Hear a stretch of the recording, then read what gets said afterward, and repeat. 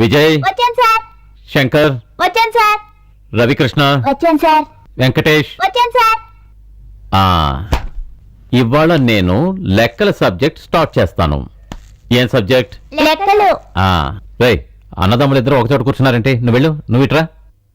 ఏయ్, ఏంట్రా గుర్రుగా చూసినప్పో? లే ఇట్రా. రెండులు ఎంత? 2 2 4 సార్. మూడులు ఎంత? 3 3 6 సార్. వేళ్లతో లెక్క పెట్టకుండా చెప్పు. నాలుగులు ఎంత? 4 4 4 4 4 8 సార్. మళ్ళీ వేళ్లతో లెక్క పెట్టే చెప్తున్నావా? లేదు రేయ్, సార్. ముందు చేతిలో పాకెట్లో పెట్టు. 5 ఎంత? 5 11 సార్.